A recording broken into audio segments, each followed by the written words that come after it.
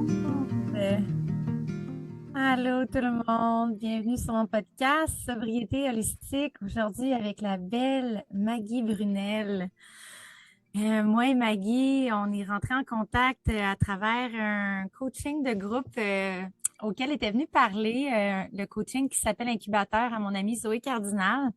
Et puis, je suis quelqu'un qui a bien de la difficulté à être impressionné par d'autres femmes. Là, je pense que c'est mes 8 planètes en lion, là, mon ego démesuré que je travaille très fort. Puis c'est rare qu'on dirait que quand il y a une femme qui parle, je suis comme j'ai envie de l'écouter, elle. Puis Maggie est venue donner un beau talk dans l'incubateur sur les relations interpersonnelles. Puis elle m'a vraiment marqué. C'est rare que ça l'arrive. Puis tout de suite après, j'avais créé un vocal pour t'inviter à venir sur le podcast qu'il n'a jamais envoyé. Puis là, les choses sont restées comme ça. Une semaine passe, je retourne voir notre conversation. Je fais ah ben tabarouette, ça s'est jamais rendu. Instagram a effacé mon message. Fait que là, j'ai renvoyé une invitation à la belle Maggie. J'ai dit Maggie, je crois qu'il y aurait vraiment un bel espace sur mon podcast pour venir parler des relations interpersonnelles puis de cette fameuse dépendance affective. Parce que comme vous le savez, ici, on parle de toutes les dépendances en tout genre. Parce que la dépendance, c'est juste un symptôme d'un mal plus profond. Donc, pour moi, la dépendance affective est une dépendance qui est souvent à la racine quand on va en dessous de toutes les autres dépendances avec mes clients, on arrive souvent à la dépendance affective, la peur d'être seule. Donc, j'ai demandé à la belle Maggie si ça lui tentait de venir parler un peu de ce domaine qui est son X, elle m'a vraiment touchée avec tout ce qu'elle a partagé. Donc, bienvenue Maggie ce matin, ce midi au Québec sur le podcast. Hey, merci tellement. Je trouve ça le fun, ce que tu viens de dire là, parce que j'aurais pas su peut-être le mettre en mots, mais quand j'ai présenté mon atelier dans le contenant de Zoé, je l'ai perçu dans ton énergie, je l'ai perçu chez toi que j'étais comme oh, elle, c'est pas quelqu'un de facile à impressionner. Puis, t'avais pas eu besoin d'ouvrir la bouche, t'avais rien dit, puis juste, puis on s'entend que c'est à travers Zoom, là, c'est même pas en face à face, là, mais les énergies circulent quand même. Puis, quand je t'ai vu avec ton beau chapeau, je te trouvais tellement belle, j'étais comme, oh, elle, ouais, OK. Je l'ai vraiment senti, fait que je trouve ça le fun ce que tu viens de dire. Que finalement, il y a un contact qui s'est fait parce qu'on a toutes les deux, je l'ai perçu moi aussi, bref. Mm, c'est cool. Puis, je vais commencer avec la question que je pose à toutes mes invités. Puis, hey, si vous le saviez pas, Maggie est la première invitée de la saison 4. La saison 1 était plein de femmes que j'avais invitées à parler de différents domaines de la dépendance. La saison 2 a été la sobriété au masculin. Donc, on a rencontré des hommes avec leurs histoires de sobriété. Et la saison 4, en fait, c'est assez transformé. La saison 4 allait s'appeler Transformée par la foi au début, parce que j'étais dans un grand éveil avec Dieu, avec la foi dans l'année qui vient de passer. Et puis avec tout le chemin que j'ai fait, vous pouvez aller écouter les 2 derniers épisodes, vous allez pouvoir voir le coming out que j'ai fait en retournant à l'église. Et l'épisode 2 a été une réalisation que j'ai eue, que j'ai faite, mon Dieu Seigneur, j'ai-tu développé une dépendance de me rendre à l'église pour aller bien? Parce qu'en tant qu'une personne qui a des comportements de dépendance, ça peut vraiment aller sur n'importe quel palier, une dépendance. Donc, je sors de ça un peu. Fait que je suis comme, hey, la saison 4, qu'est-ce que j'ai envie de faire? Puis c'est là que j'ai vu la belle Maggie, puis que ça m'a cliqué. Ah, dépendance affective est tellement un beau sujet que moi, j'ai moi-même été dépendante affective longtemps. Donc, ma première question quand j'ai des invités, c'est souvent celle-ci. Pour toi, quand que je dis sobriété holistique, ces deux-là mis ensemble, qu'est-ce qui remonte en toi? Qu'est-ce qui résonne avec le mot sobriété puis holistique ensemble? Est-ce que ça te parle comme sujet? Ben, je te dirais spontanément que on dirait que c'est deux mots que j'aurais jamais pensé mettre ensemble. Fait que je trouve ça le fun. Euh, on dirait que pour moi, quand j'entends le mot sobriété, puis je suis transparente, là, c'est vraiment associé beaucoup à tout ce qui, mettons, les AA, les gens qui arrêtent de boire. C'est beaucoup Mais pas juste par rapport à la consommation d'alcool, ça pourrait être autre chose, mais sobriété, pour moi, là, ça l'égale vraiment, tu arrêtes.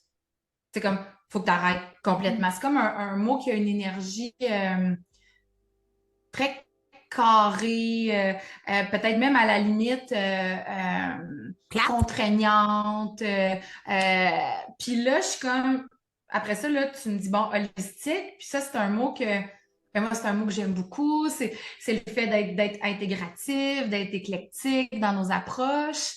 C'est de pas juste être dans je veux dire, dans le côté médical de la santé. C'est le côté de tout ce qui est naturel, l'intelligence du corps.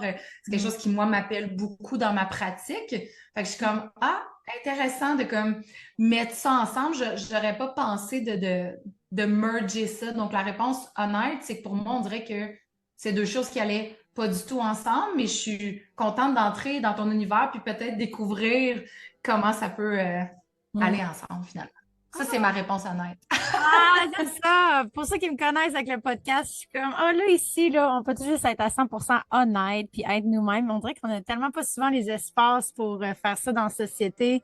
On a comme tout le temps un petit masque. Puis, tu sais, vous me voyez, là, je suis pas maquillée ce matin.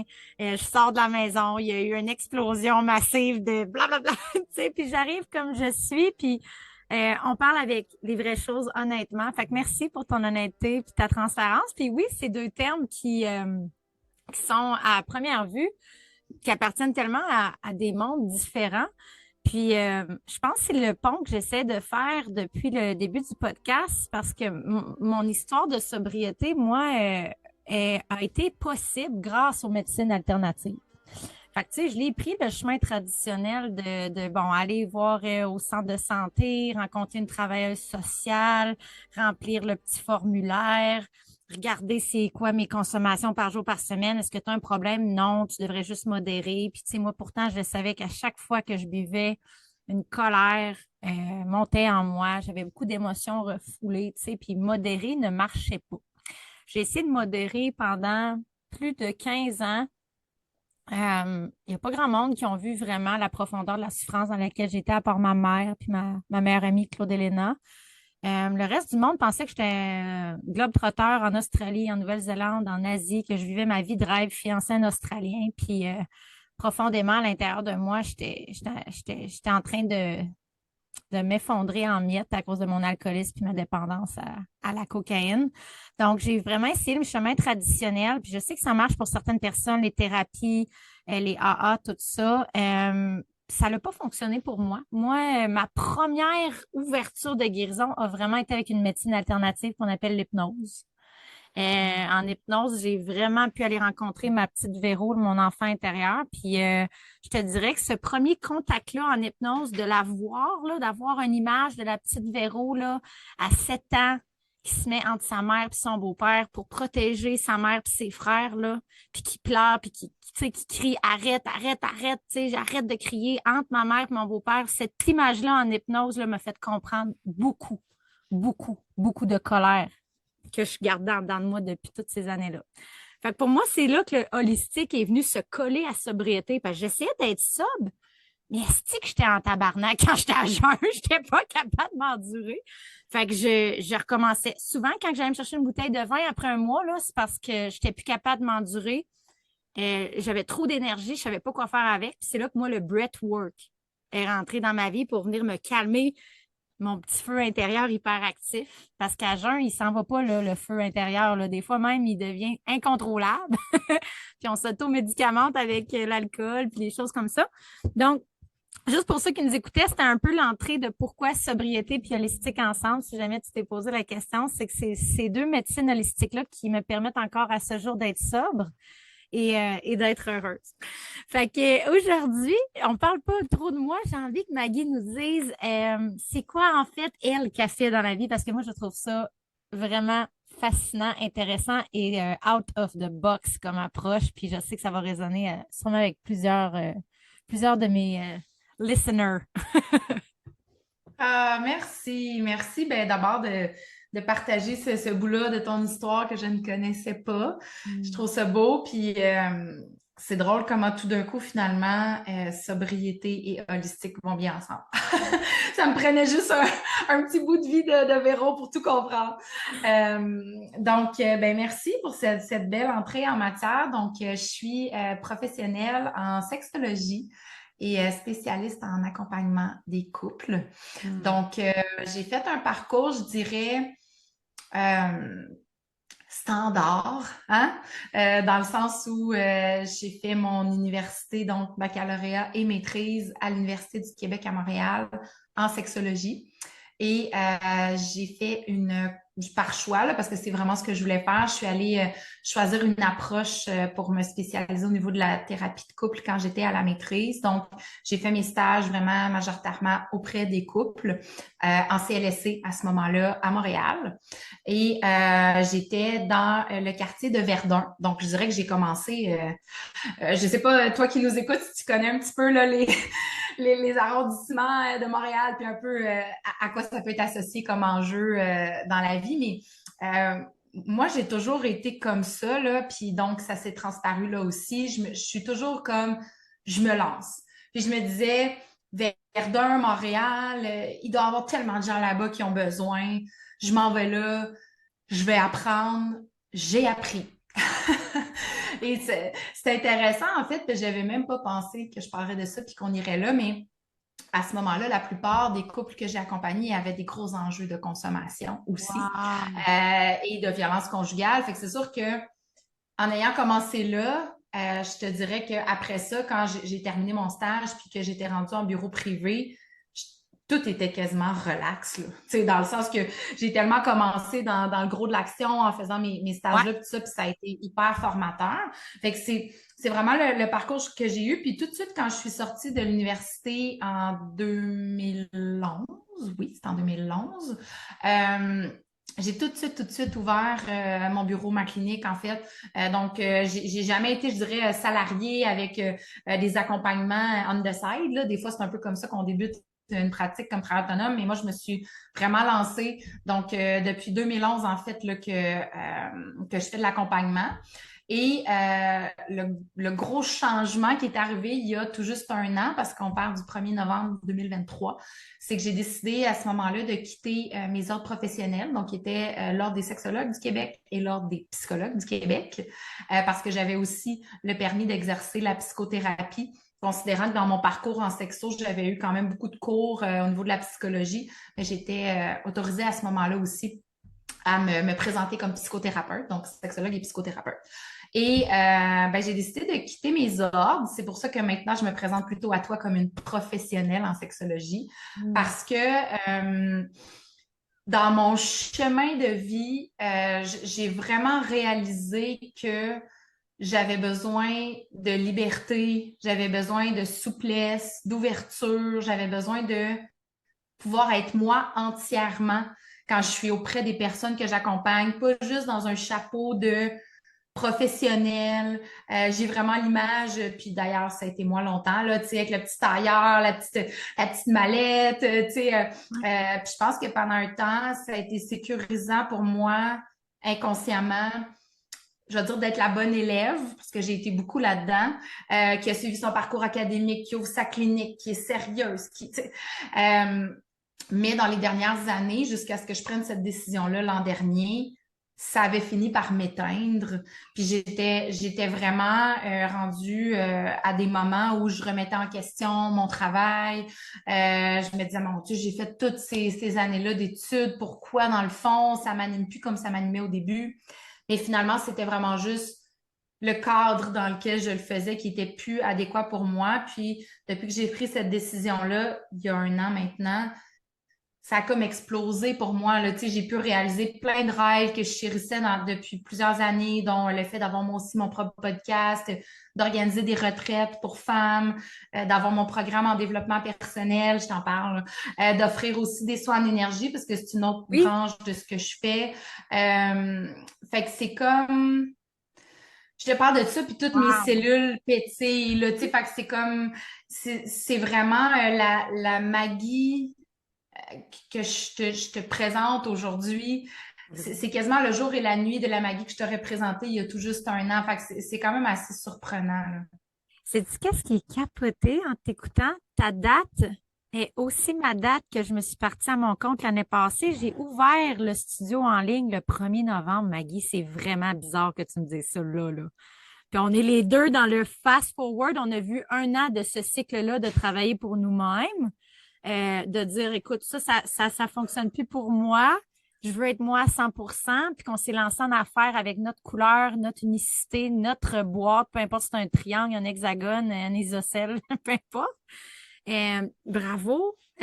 Man, je peux même pas m'imaginer. Tu sais, avec, tu sais, moi, mon background, c'était serveuse depuis 15 ans. Tu sais, de dire, je veux pas être serveuse, je veux me partir à mon compte, c'est quasiment une libération, mais de dire, je quitte un ordre qui est, tu sais, plusieurs années d'études, là, tu sais, à l'université, le bac, tout ça, tu sais, c'est un grand moule, là. C'est quelque chose, c'est-à-dire, là, je saute dans le vide tout seul, puis je sors des ordres. Wow! Puis, je tiens juste à dire à ceux qui nous écoutent, c'est la chose qui te fait peur, là, que tu te dis, hey, ça n'a pas de bon sens, je peux pas faire ça, ça fait aucun sens, ça fait aucun sens. Souvent, c'est la chose qui va te propulser le plus vers la version de toi que tu veux être. Tu sais, tu viens de le nommer, la dernière année a été comme une explosion tellement que tu as dit oui à toi et non au moule, justement. Puis bravo d'avoir suivi. Hey, c'est pas rien, là. Je sais pas s'il y en a qui le savent, là, mais sortir d'un ordre, là, c'est un ordre. C'est le mot le dit. C'est, c'est quelque chose de gros. Puis de te choisir toi par-dessus tout ça. Wow. Je te C'est. remercie.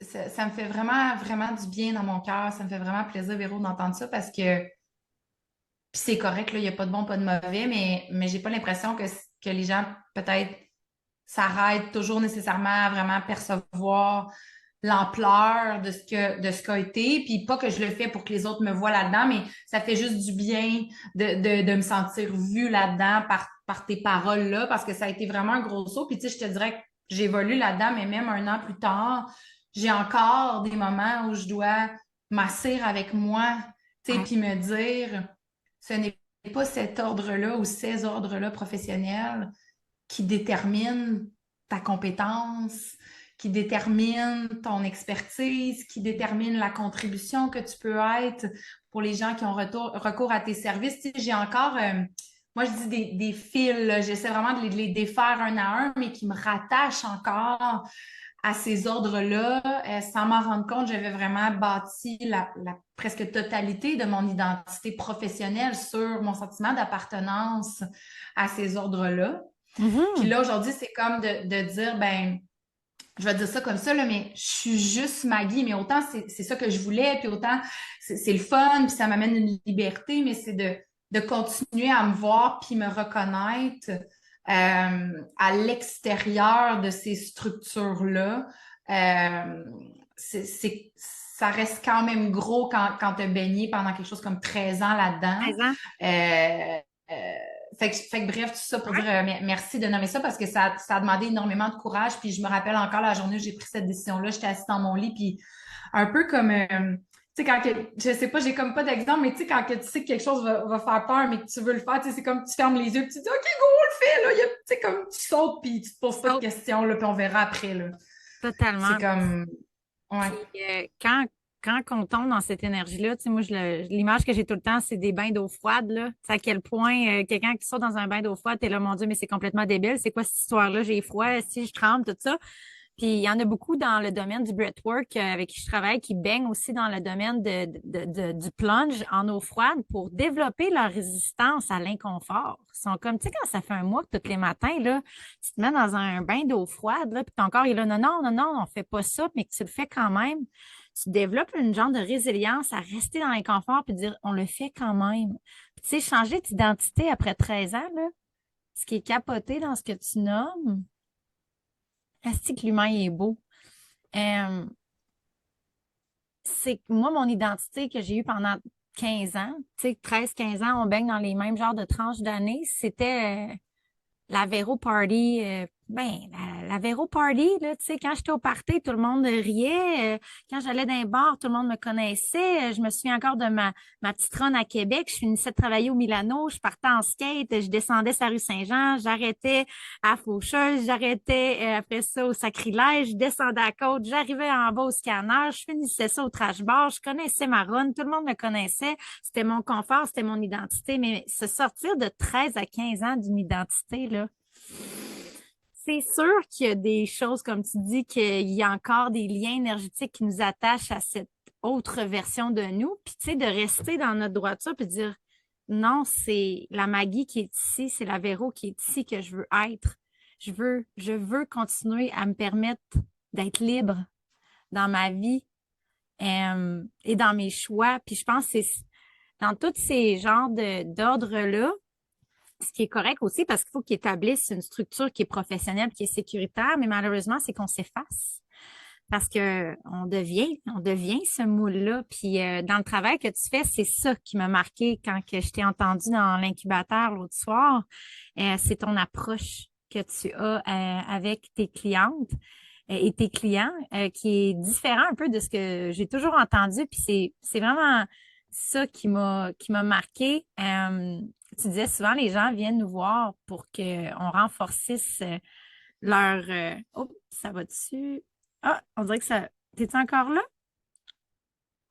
Ah, je le couperai au montage, mais on dirait que ça a figé, hein? T'as figé. Ça a figé. Mais là, on est là. Sinon, je le Là, on coupe. est là. OK, je le couperai au montage. OK.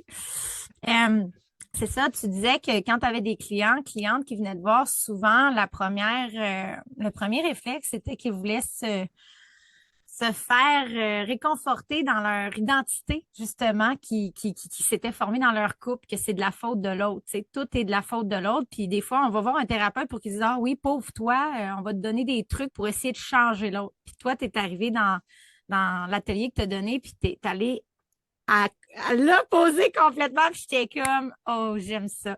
Fait que je me souviens que tu as dit, moi, quand les gens viennent me voir pour me parler un peu de leur relation de couple, euh, c'est toute la bullshit qui se compte pour justement mettre la faute sur l'autre. Tu sais, on arrête puis on dit, tu sais, tu les fais se regarder. Fait que c'est quoi un peu ton approche par rapport à ça? Tu sais, je vais pas mettre des mots dans ta bouche, mais la façon que tu travailles, j'ai trouvé ça exceptionnellement rafraîchissant. Puis est-ce que tu vas en parler un peu comment t'accompagnes les couples s'il y en a qui nous écoutent, qui seraient intéressés à voir ça d'une autre façon? Absolument, avec plaisir. Puis, tu sais, je parlais de comment ça s'est modifié beaucoup pour moi dans la dernière année. Puis, je pense qu'aussi de pouvoir être moi pleinement maintenant dans les accompagnements que je fais, ça a eu un impact sur mon approche. Puis, moi, je suis quelqu'un dans la vie, puis ça a peut-être c'est bon et c'est moins bon côté, mais de beaucoup dans la responsabilité. Hum, hum. Donc, moi, je suis vraiment l'impression que s'il y avait quelque chose à l'opposé de la victimisation sur un continuum, là, ça serait moi, mettons. Puis, tu sais, quand je dis ça, là, c'est bon, c'est moins bon côté, c'est que des fois, j'ai des amis qui vont me dire c'est parce que quand ça fait le pas, tu peux m'écrire. Tu sais, c'est comme, on dirait que, tu sais, je suis beaucoup dans la responsabilité, justement. Je suis capable, je veux faire mes choses. Je m'assieds avec, moi, je dis, je m'assieds avec ma merde, là. Je m'assieds avec mes affaires, puis je vais le régler, puis je vais le trouver le chemin, puis si je le connais pas, je vais taper une nouvelle trail, puis tu sais, c'est comme, Oui.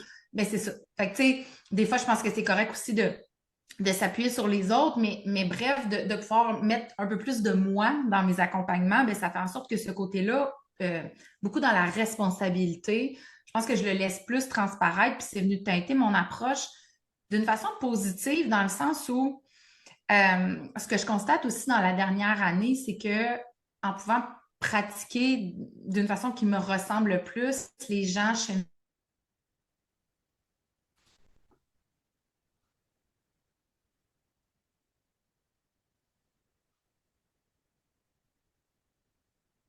seuls, ou que ça soit vraiment les deux partenaires qui viennent me voir pour un accompagnement en couple, peu importe ce qui est nommé, moi, la première des premières étapes, c'est toujours de ramener à c'est quoi la relation que tu as avec toi.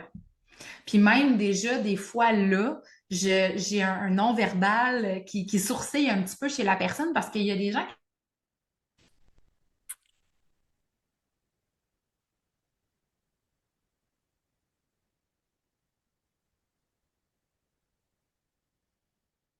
tu as une relation avec toi-même. La relation avec toi-même, elle est comment? Tu sais, il y a beaucoup de femmes que j'accompagne qui sont même pas rendues, je veux dire, à être capables de se regarder dans le miroir. Tu sais, juste, quand je parle de relation avec soi, c'est ça, c'est se regarder, tu te sens comment dans ton corps, c'est quoi la relation que tu as avec ton corps, comment tu te parles à l'intérieur de toi, c'est quoi ton discours interne, quand tu te retrouves seule avec toi, est-ce que tu es capable ou tu vas Mhm. venir t'étourdir, tu vas venir faire du bruit pour pas te retrouver toute seule avec toi. Fait que, tu sais, déjà, juste ça, comme je dis, que ce soit un suivi individuel ou un suivi de couple,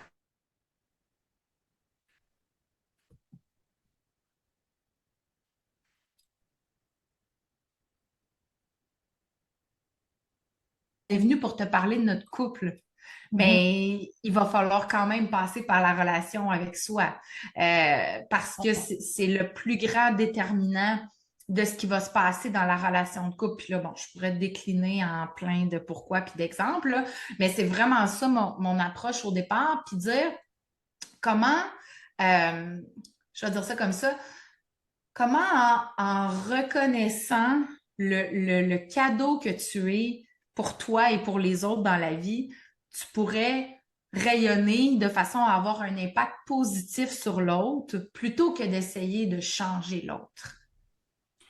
Ça va à l'envers de tout ce qu'on nous apprend. Je sais. C'est magnifique. Pour ceux qui nous écoutent, j'ai comme quasiment pas de mots à quel point ce que Maggie vient de nommer, c'est la base de toute ma sobriété. C'est ce que Wow. j'ai dû faire. C'est ce que j'ai dû faire pour reprendre ma vie en main. Euh, un regard honnête et responsable sur ma vie et sur la responsabilité que j'avais sur ma vie. Puis quand tu as dit s'il y a un opposé à la victimisation, tu as dit moi, c'est la responsabilisation. C'est vraiment ça qui me fait cheminer à travers ma sobriété.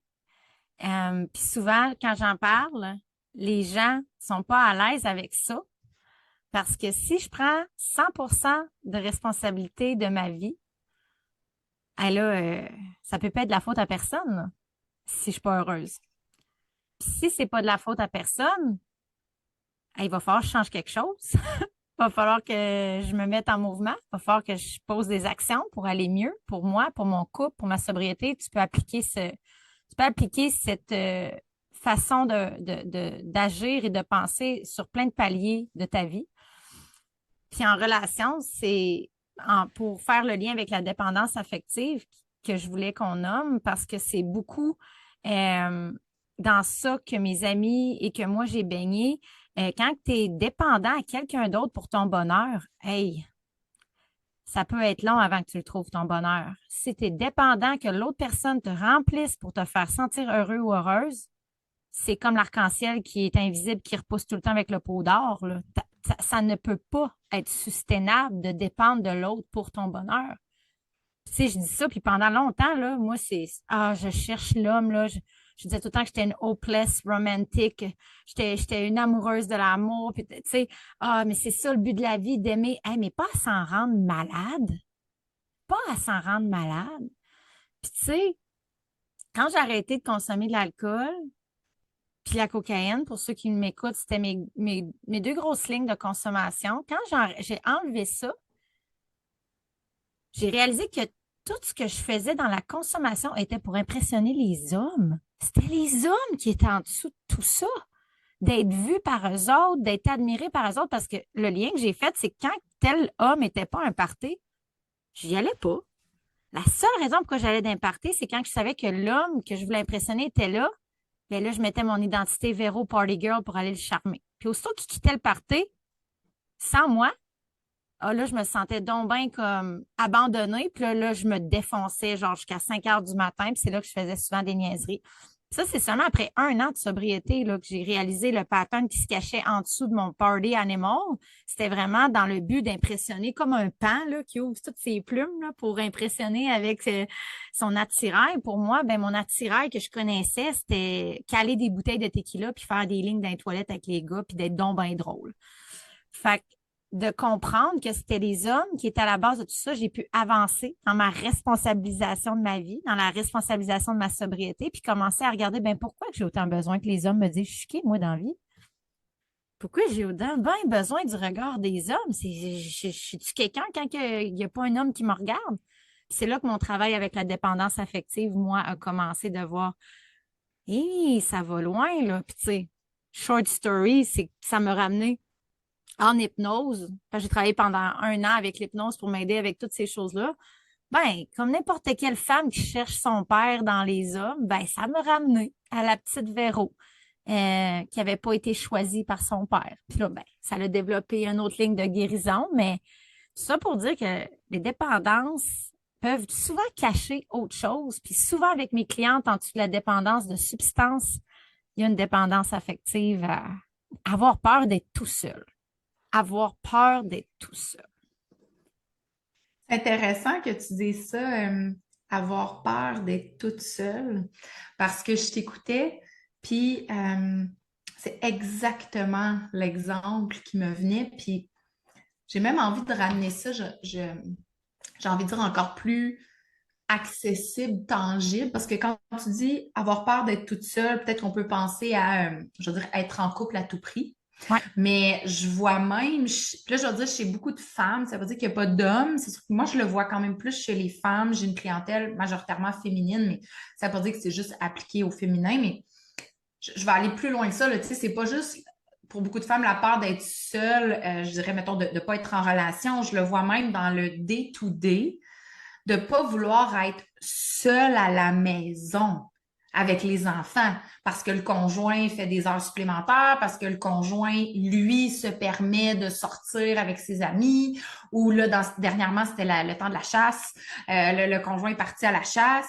Fait que ça va même jusqu'à ne pas vouloir être toute seule à la maison. Ça va même jusqu'à ne pas vouloir faire des choses seule, aller au restaurant seule, aller au cinéma seule. Fait que c'est important de regarder ça, là, tu sais, puis Ouais. tu l'as dit tantôt, je voulais être vue, admirée par l'homme, puis c'est comme si j'avais pas ça, ben là, je me sentais abandonnée. Fait que c'est sûr que quand j'ai envie de dire, on s'assoit avec ça, l'aspect de dépendance affective, puis qu'on regarde qu'est-ce qu'il peut y avoir en dessous de ça, bien souvent, il y a cet aspect-là d'abandon. Ouais. Parce que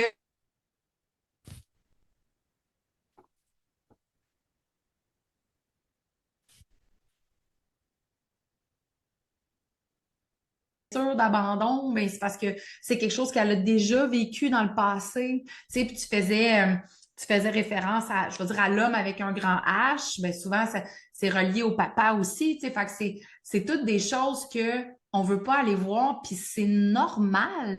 Je veux dire, c'est rare qu'on se lève le matin en disant, bon, aujourd'hui, là, m'allez me faire mal. Moi, c'est que je suis due, là. Tu sais, je veux dire, c'est Inconscient. normal, ça fait mal.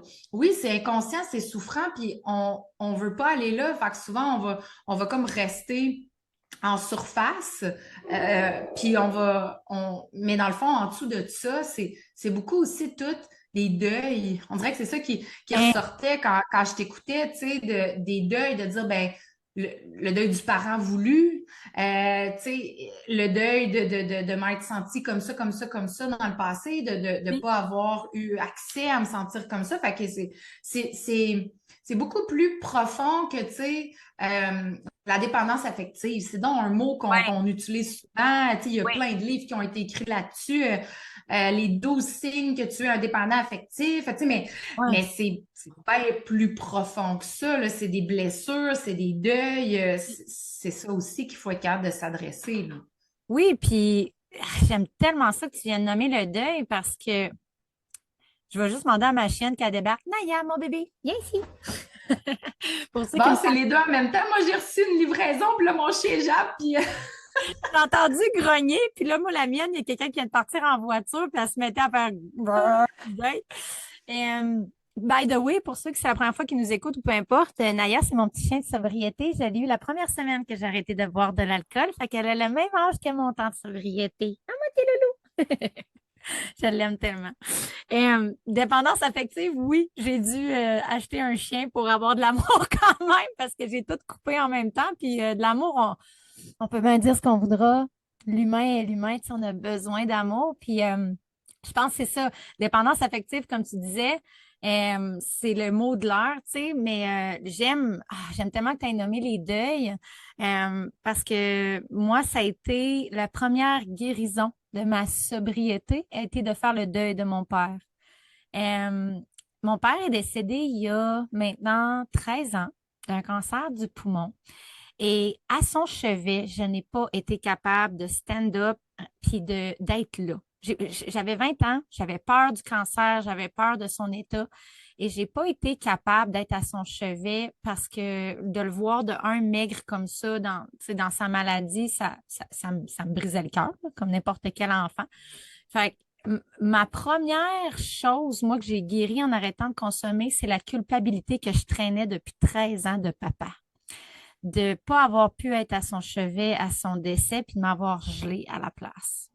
Et sans même que je le sache, cette culpabilité-là a resté et grandi dans mon être, dans mes cellules pendant 13 ans avant que je l'observe et qu'elle sorte en grosse bébite durant une séance d'hypnose. Je me suis mis à pleurer le deuil de mon père il y a 2 ans et demi, comme si c'était arrivé hier. C'était comme si toute la peine était restée figée dans mon corps depuis 13 ans. Puis j'avais comme gelé ça parce que j'étais tout le temps seule ou gelée. Tu sais, je fonctionnais, là, ceux qui me voyaient à l'extérieur, je veux dire, j'étais en Australie, j'étais fiancée, je travaillais. Mais à l'intérieur de moi, c'est ça que je trouve fascinant avec le subconscient. Le subconscient avait gardé la blessure du deuil de papa très profondément ancrée en dedans de moi au point que je me faisais du mal en consommation parce que je me détestais en fait.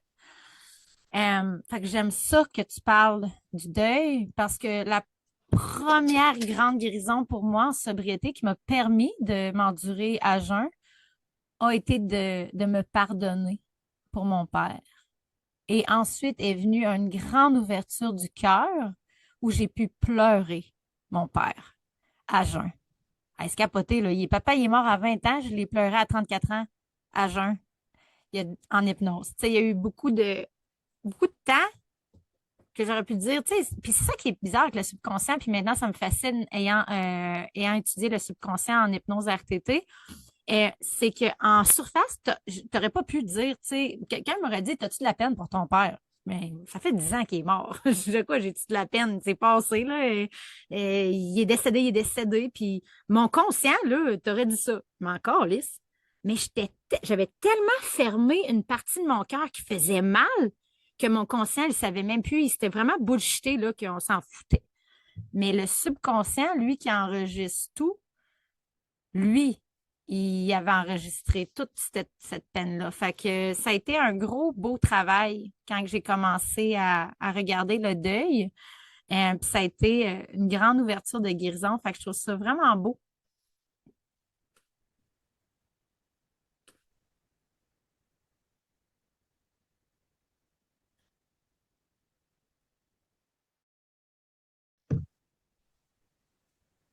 Bon. On s'était perdu, Véro. Et je pense que je vais avoir du montage à faire. Mais regarde, l'important, c'est que ça. Je sais que Zoom va l'enregistrer puis le continuer, puis je ferai un montage tantôt. Où est-ce que je suis rendue? Mais c'est ça. J'étais vraiment juste en train de parler de la donnée du deuil de mon père, comment que ça a été vraiment pour moi une énorme guérison parce que c'est comme si j'ai enlevé une culpabilité qui prenait de l'espace énergétiquement. Tout est énergie, hein? Fait que j'avais une culpabilité, puis j'ai aimé quelqu'un qui a nommé l'appel que tu étais dans l'incubateur, quelqu'un qui a nommé culpabilité veut dire couper la lumière. Oui. Puis j'étais comme, hein, c'est tellement ça. Ça m'a coupé ma lumière longtemps de me rendre coupable pour la mort de papa, tu sais. Puis quand que j'ai pu me pardonner, on dirait que ça a tout ouvert mon cœur. Puis j'ai pu enfin me pardonner. Puis c'était à partir de ce moment-là un peu plus facile de rester à jeun sans avoir besoin de m'engourdir. Fait que moi, les deuils, là, je suis vraiment, on n'en parle pas beaucoup. Mais comme tu as nommé, faire les deuils d'une ancienne identité, parce que ça va avec beaucoup de choses. Une identité, ça va avec des relations interpersonnelles, ça va avec des relations au travail professionnel, ça va avec des habitudes de vie, ça va avec certaines conversations, certains comportements. Une identité, là, c'est une détox, là, de sortir de quelqu'un puis devenir quelqu'un d'autre. Fait que je trouve ça vraiment, vraiment beau que tu nommes cette donnée-là des deuils. Pour pouvoir avancer vers qui on veut être vraiment, ben, faut qu'on soit prête à laisser partir le passé qu'on était tant attaché, tu sais. Et où ça m'amène aussi, ce que tu expliques par rapport à l'ouverture du cœur, tu sais, c'est que souvent, je pense qu'une des choses qui est le plus difficile, puis d'ailleurs, je le vivais ce matin avec une femme que j'accompagne, euh, c'est que, je vais dire ça comme ça, puis si tu fais juste nous écouter et tu ne me vois pas, je vais faire des guillemets. Mais je trouve que souvent, dans la dépendance avec Eve, il y a, entre guillemets, une fausse ouverture du cœur. Souvent, quand la personne, elle est dans la position de la dépendance affective, ça va être beaucoup elle qui va être comme, oui, mais moi, je veux passer du temps avec toi, puis moi, je veux qu'on soit dans le nous, puis ça me sécurise tellement, puis moi, je t'aime, puis je veux être avec toi, puis je t'aime, puis je t'aime, puis je t'aime des fois 97 fois par jour. Puis comme tu disais tantôt, c'est pas conscient, là, tu sais, la personne, elle se dit pas comment, là, tu sais, mais dans le sens que celle qui est vue comme étant la personne qui veut vraiment investir le lien, je vais dire ça comme ça, et c'est souvent la personne qui a le plus de travail à faire. Tu sais, c'est ça qui est intéressant dans le sens où, puis je pensais même pas parler de ça, mais je t'écoutais puis ça m'a amené là. Fait que c'est vraiment intéressant parce que justement, je déconstruisais ça avec une femme ce matin en accompagnement, tu sais, puis elle me disait, je devais passer la soirée avec mon chum ce soir, mais finalement, il va être retenu au travail. Puis là, elle était full activée dans sa blessure d'abandon. Puis c'était comme elle pleurait. Puis, tu sais, on n'a tellement jamais de date. Puis là, j'avais organisé une date. Puis là, il sera pas là. Puis moi, je vais être avec lui. Puis, tu sais, c'est comme, finalement, quand on a tout déconstruit ça ensemble, c'était vraiment comme, OK, mais finalement, si on regarde concrètement ce qui se passe, je vais dire encore en guillemets, c'est pas grave, dans le sens que vous habitez ensemble, vous avez des enfants, vous êtes ensemble à tous les jours, la date en question va être probablement remise à demain, genre. Tu sais, mais fait que c'est comme, mais c'est pas ça, tu sais, c'est comme mon monde s'écroule parce que je suis activée dans ma blessure d'abandon. Parce que, puis c'est pour ça que je trouvais ça intéressant que tu ramènes ton père, parce que c'est ça que j'ai déconstruit avec elle ce matin aussi, comme j'étais toujours dans ce sentiment-là d'abandon face à mon père. Ah, intéressant. Fait qu'on va aller travailler, puis c'est pas le fun, là, mais à t'asseoir là-dedans, toi avec toi, puis ouvrir ton cœur pour de vrai, pour aller réceptionner ce que tu vis, te réceptionner dans ce que tu vis, plutôt que d'attendre que ce soit l'autre qui te rassure en Oui! disant ah, on va se reprendre, puis c'est pas parce que je veux pas être avec toi, puis c'est pas parce que je t'aime pas, puis nanana, puis toi, on va te prendre, on va t'asseoir avec toi, Oui! puis là, tu vas faire une vraie ouverture du cœur, puis tu vas T'accueillir. t'accueillir toi Ah. là-dedans. Puis c'est vraiment là que les choses vont se passer parce que c'est on a donc l'impression on est celui qui, je veux dire, qui court après l'autre, Ouais. puis qui veut créer les moments, puis tout ça, d'être celui qui est ouvert du cœur, mais souvent, c'est tellement compensatoire que c'est même pas une vraie ouverture du cœur. Puis ce qui est perçu chez le partenaire, qui est peut-être moins là-dedans, comme étant ah, lui, il prend pas d'initiative pour créer des moments, ah, lui, il a pas envie de passer du temps avec moi. Ben lui, il est peut-être juste un peu plus sécure avec lui-même aussi. Puis, tu sais, fait que c'est intéressant de regarder, ça veut pas dire que c'est vrai dans tous Ah, les c'est cas, ça. mais de regarder comment, des fois, euh, quelqu'un qu'on peut voir à premier abord comme étant pas intéressé et juste sécure. Tu sais? Wow. Hey, c'est puissant. J'aime tout ce que tu viens de nommer parce que la fausse amour, c'est une belle, c'est un beau smoke mirror de dire je fais tout ça parce que je t'aime. Ben là, qui c'est qui va contredire ça? Oh mon Dieu, elle m'aime tellement que elle veut qu'on soit ensemble. Fait que tu sais, hey, gars, c'est pas si pire, il y a pire dans la vie, mais c'est que cette ligne directrice-là, cet argument-là, mais c'est parce que je t'aime peut tellement devenir comme la carte du Joker à utiliser dans tous les arguments. Mais oui, mais c'est parce qu'on se voit pas assez, puis que je veux qu'on passe plus de temps ensemble, puis moi, je t'aime, ça paraît. Hey, je m'entends dans mes relations avant, parce que, tu sais, moi, avant la consommation, en relation, c'est sûr que j'étais dans de la fusion, là. Tu sais, je fusionnais avec tout pour pas me voir, là. Fait que, tu sais, en couple, c'était, ouais, c'est parce que je t'aime. Pourquoi tu peux pas être autant avec moi que moi, je veux être avec toi? C'est parce que tu m'aimes pas assez? Non, c'est parce qu'il y a une crise de vie, hostie. Puis toi, ça serait le temps que tu construises la tienne, tu sais. Puis moi, j'avais jamais de vie. Je devenais mon chum. Je lâchais ma job, je déménageais chez eux. Et en dedans de un mois, là, c'était l'amour fou. Puis là, on fusionnait, puis après ça, il y avait du ressentiment qui se créait parce qu'on n'avait plus notre espace. Ma vie, c'était la sienne. Il y avait, tu sais, t'es rendu ma mère. Ouais, mais comment qu'on en est arrivé là? Comment ça, je suis rendue ici après un mois? J'ai lâché ma job, j'ai laissé mon appartement, mon village. Puis là, ben, je suis chez vous, puis t'as plus de temps pour moi. Tu sais, voyons donc, là. Fait que c'est capoté de déconstruire tout ça. Puis j'ai aimé qu'est-ce que tu nommais par rapport à j'aime bien qu'on nomme, tu sais, quelle blessure est activée en toi en ce moment, dans la dynamique que tu as avec ton chum, qu'est-ce qui est activé dans ton enfant intérieur qui est blessé? C'est-tu l'abandon? Est-ce que c'est l'humiliation? Est-ce que c'est le rejet? Qu'est-ce que c'est qui est activé en toi? Parce que souvent, ça appartient pas au partenaire. Moi, la base de tout le travail que je fais avec mes clients, c'est que tout le monde est une projection de ton état intérieur pour t'aider à voir où ce que tu ne t'aimes pas assez. Fait que moi, ma mère, elle me dit tout le temps, dans la pièce de théâtre que tu vis en ce moment, Véro, à Las Vegas, c'est quel rôle qui jouent les gens autour de toi? C'est quel rôle qui joue cette personne-là en ce moment qui vient t'activer pour guérir la blessure initiale qui appartient probablement à l'enfant de 0 à 7 ans? Parce que c'est là qu'on achète toutes nos blessures. Fait que moi, c'est vraiment, j'essaie vraiment d'observer au lieu de pointer du doigt maintenant, de voir, OK, cette personne-là dans la pièce de théâtre de ma vie, pourquoi qu'elle vient activer autant cette partie-là de moi? Comme ce que je vis en ce moment ici, j'essaie de voir qu'est-ce que ça vient activer chez moi, toute la situation que je vis, pour que je puisse aller voir la petite Véro à l'intérieur de moi qui a vécu ça quand elle était plus jeune. Parce qu'en ce moment, c'est capoté ce que je vis. C'est littéralement un film de ma jeunesse, mais je suis ici en tant que nanny. Et c'est vraiment spécial. Je suis comme, OK, est-ce que je suis en train de me reparenter dans le 3D, littéralement en prenant soin de cette petite fille-là?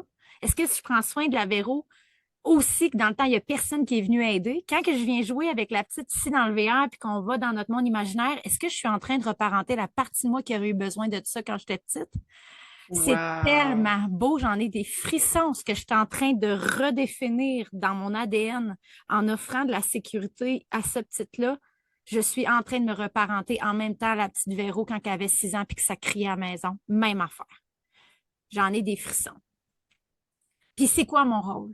Maintenant que j'ai appris tous ces beaux outils-là, maintenant que je respire, maintenant que je connais l'hypnose, maintenant que j'ai pris responsabilité de ma vie, comment j'incarne l'amour dans cette maison-là? Comment que je marche en disant on n'est pas contre toi, on est avec toi, on veut t'aider, on veut que tout le monde puisse rester ensemble ici. Comment que je peux verbaliser puis être le rôle que j'ai pas pu être pour ma mère puis mon beau-père quand il y avait des chicanes, tu sais. J'essaie vraiment fort. Puis en ce moment, mon plus grand outil qui me sauve la vie, c'est de m'asseoir avec mon enfant intérieur tous les matins avant de rentrer dans la maison, d'aller voir est-ce que tu es encore correct qu'on soit ici? Est-ce que ça devient too much? Est-ce qu'on a besoin de retourner au Québec? Est-ce que tu te sens assez forte aujourd'hui pour qu'on affronte la journée? Puis tant qu'elle, elle va être correcte, je sais que je vais être correcte de rester ici, mais le matin que j'ai un signal d'alarme, que pendant ma méditation, elle me dit qu'elle se sent pas en sécurité, il faut qu'on s'en aille, mais je pack mon VR puis je m'en vais, puis c'est tout, là. Mais je suis pas encore prête à abandonner moi, mon enfant intérieur et ma belle amie que j'aime ici, puis c'est ça en ce moment que je pense qui est mon travail, de voir comment que je peux peut-être être la lumière dans toute cette tempête-là. Puis je pensais pas aller là. Je suis en plein là-dedans en ce moment, fait que je voulais juste peut-être le nommer, je sais pas pourquoi, mais que en ce moment, c'est dans ça que je suis moi dans ma vie personnelle, d'essayer d'être présente pour moi et aussi pour les autres parce que les 2 dernières années de ma sobriété, je me suis isolée de tout le monde. J'étais toute seule en nature parce que c'était plus facile.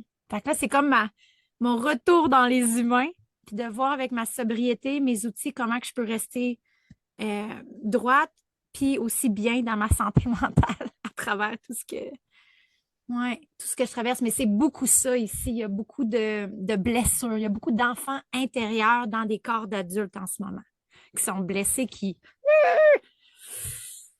Et puis, tu sais, il y a plusieurs choses, tu sais, que je trouve qui sont vraiment belles dans ce que tu nommes. Il y a une chose peut-être que j'ai envie de faire ressortir, tu sais, parce que tu parlais tantôt de la fusion. Mm. Euh, on parle de dépendance affective, de fusion. Pour moi, c'est quand même des termes qui se ressemblent. Euh, puis comment, quand on est dans la fusion, on voit la différence souvent comme quelque chose de menaçant. Parce Mm. que quand on est dans la fusion, ce qu'on veut, c'est que ça soit collé, que ça soit pareil, que ça soit... Tu sais, les gens vont beaucoup me faire, je veux dire, des demandes fusionnelles. Quand je demande, qu'est-ce que vous voulez travailler dans l'accompagnement? On veut avoir des compromis, on veut se comprendre, on veut voir les choses de la même façon.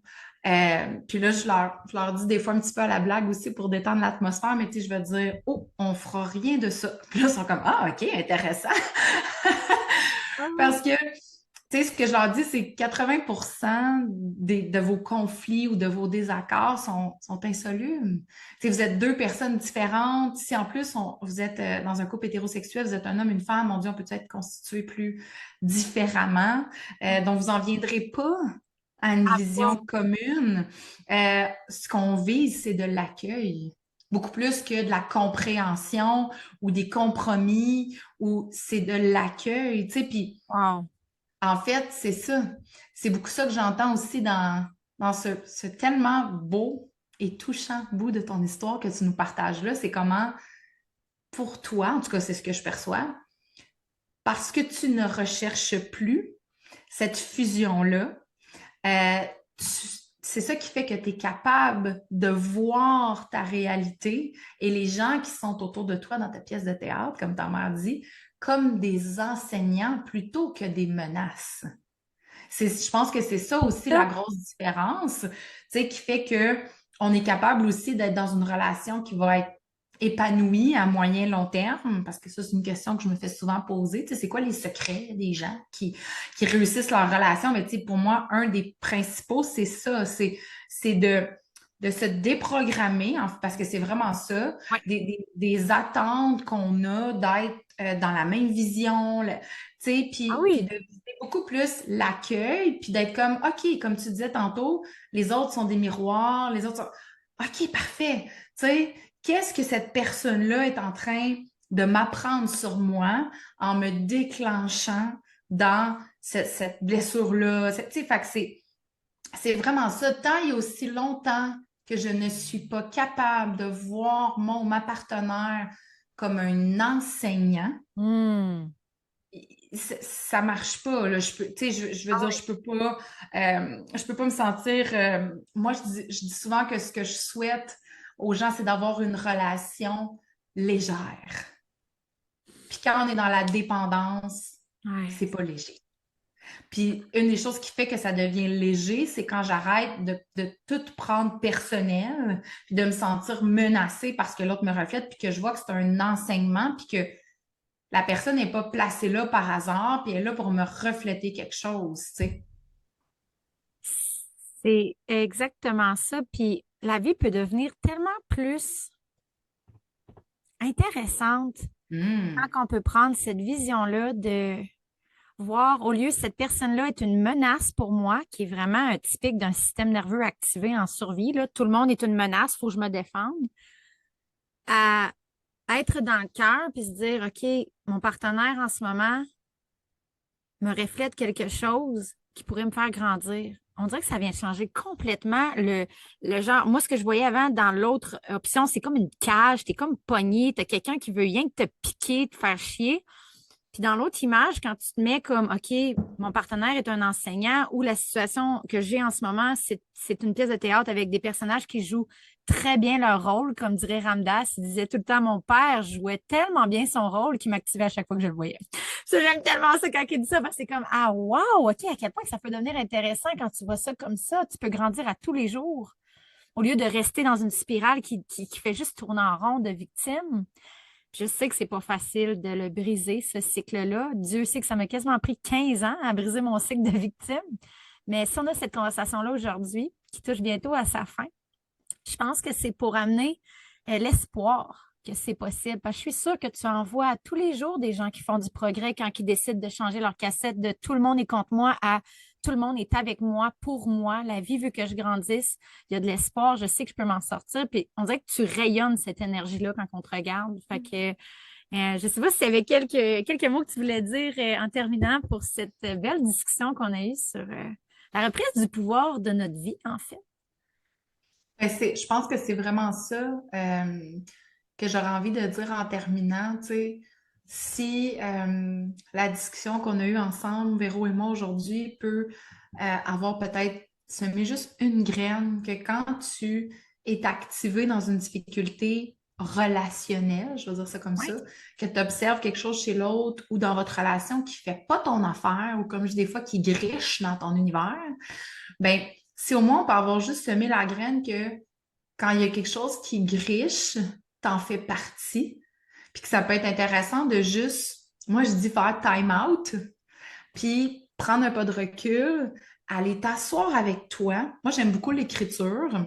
Ou ça Mhm. pourrait être fait de façon verbale là, avec le dictaphone dans le téléphone. Mais juste aller extérioriser, tu sais, comme qu'est-ce qui se passe là? Oui. Vraiment tout sortir l'émotion parce qu'il faut la sortir pour être capable d'avoir une clarté après.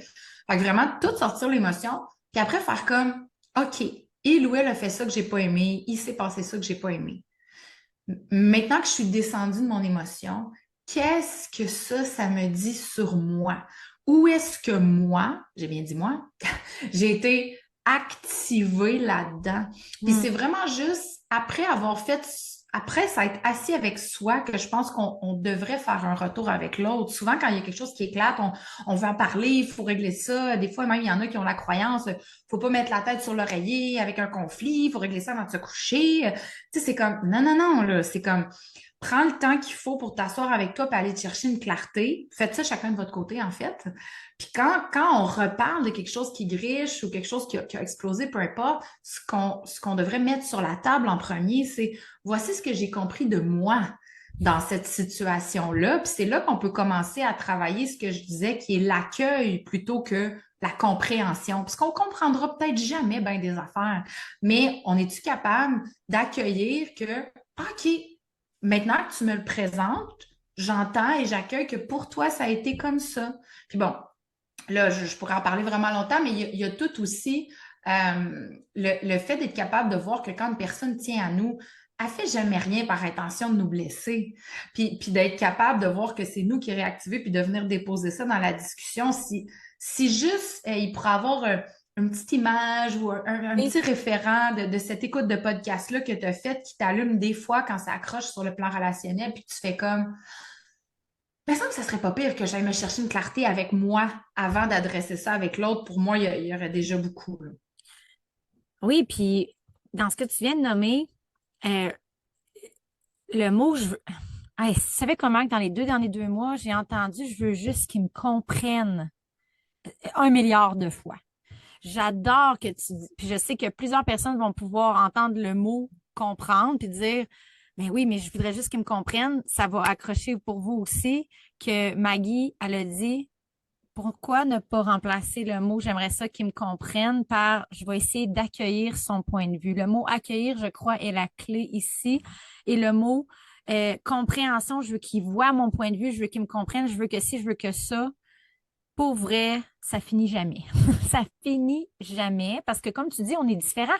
On est fait différemment, on a eu des programmes différents, on vient de des familles différentes. Donc, il ne pourra jamais te comprendre à 100%. Mais oui, tu peux accueillir son point de vue s'il est différent. Puis, ce que tu as partagé aussi comme truc, je l'ai fait ce matin. Je trouve ça beau que tu en aies parlé. Ce matin, quand je suis rentrée dans la maison, j'ai eu une activation. Il y a une partie de moi qui a été blessée à l'enfance par ce genre de comportement-là qui a voulu exploser. je suis rentrée dans mon VR, je suis venue m'asseoir, puis j'ai médité pendant 10 minutes. Puis j'ai vraiment été voir en dedans, c'est quoi la scène. Moi, avec mes clients, souvent, même genre de concept que Maggie, quand on est activé, je parle d'un fil invisible qui va jusqu'à ta naissance où ce qu'il y a eu des activations par rapport à ce thème-là avec différents humains à différents moments, qui va jusqu'à ta version d'aujourd'hui adulte, puis qu'à chaque fois que cette corde-là est ting-ting-ting, ça remonte toute l'émotion qui est reliée à toutes les fois dans ta vie que quelqu'un t'a pas écouté, toutes les fois dans ta vie, ah ben ma mère est comme ça, quand que je parlais, j'avais jamais le droit de... Remonte ton fil invisible là, pendant que tu es assis avec toi-même, puis va donc faire un gros collu à la partie de toi, ton enfant intérieur, qui en ce moment elle a juste besoin que ça soit toi, sa maman ou son papa. Puis va donc, comme a dit Maggie, t'asseoir, t'accueillir, puis observer qu'est-ce qui est présent au lieu de le cracher au visage de ton conjoint, ta conjointe. Parce que ultimement, c'est nous qui peut guérir nous. Puis je pense que c'est la base de la croyance de la dépendance affective, c'est ben non, c'est l'autre qui va m'aider à être heureuse. Mais ça, tu n'auras jamais le contrôle absolu sur l'autre. Fait que dans ce que Maggie vient de nommer, j'aime beaucoup accueillir, arrêter d'essayer de se faire comprendre ou de comprendre et t'asseoir avec toi-même quand ça griche pour aller voir ce grichage-là. C'est où, là, tu as été blessé dans ta vie avec ce même grichage-là qui a peut-être même pas rapport avec ton conjoint en ce moment. Peut-être que tu es en train de revivre un trauma qui est arrivé quand tu avais 4 ans puis que ta professeure te crie après. Puis là, Fait que, tu sais, c'est tellement important de s'observer. Puis c'est ce que j'ai aimé dans tout ce que j'ai écouté de toi. Puis c'est pourquoi je voulais te faire venir parler sur le podcast. C'est à quel point je trouve que c'est innovant. Tu es comme au-devant quasiment de ton temps dans les situations de thérapie de couple.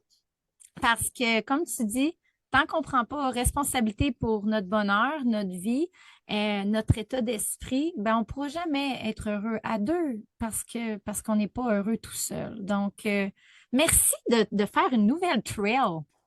Hein? Est-ce que j'aime ça, moi, une femme qui dit, hey, il n'y en a pas, ma fête.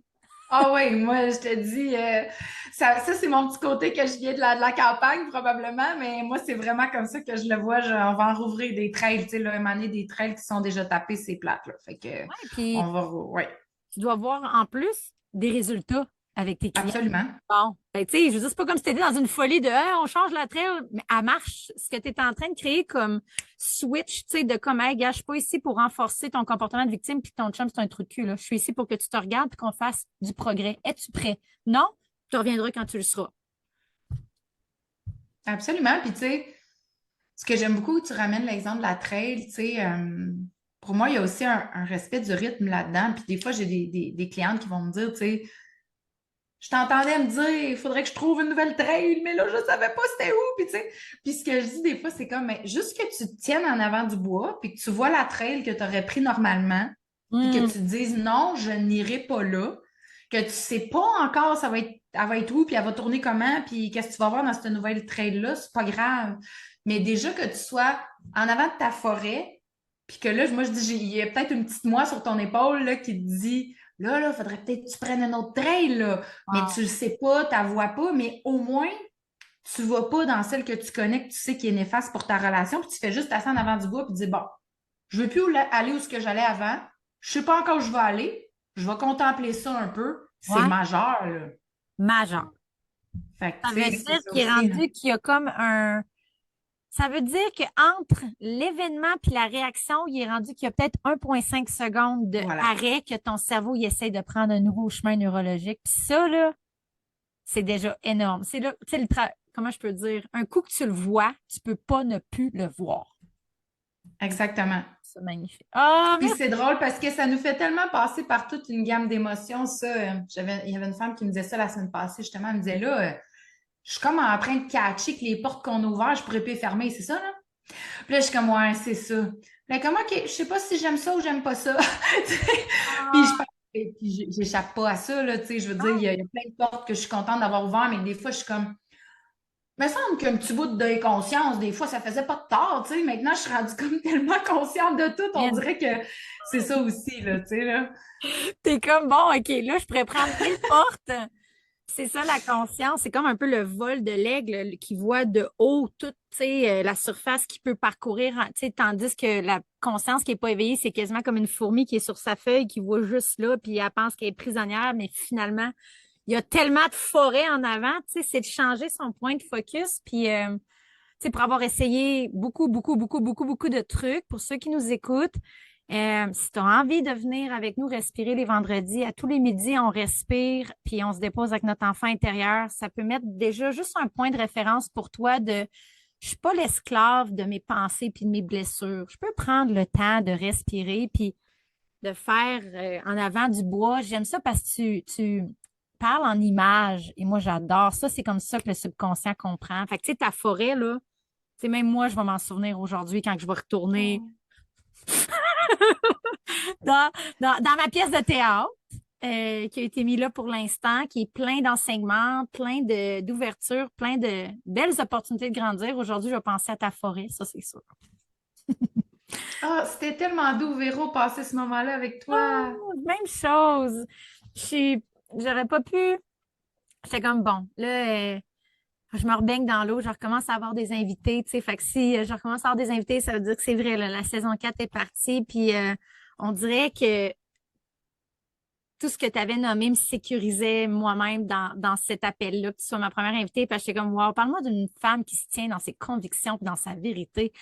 Ah, que c'est rafraîchissant. Fait que t'es un vent de fraîcheur, puis comment je veux dire? Tu irradies de lumière, puis ça fait un honneur de t'avoir ici. Puis je suis sûre qu'il y a plein de femmes ou d'hommes qui m'écoutent qui vont sûrement t'envoyer peut-être une demande sur Instagram. Je vais mettre tes liens dans la description si les gens veulent voir ton travail, voir ton approche, puis prendre contact. Ben, toutes les informations de Maggie seront dans les commentaires.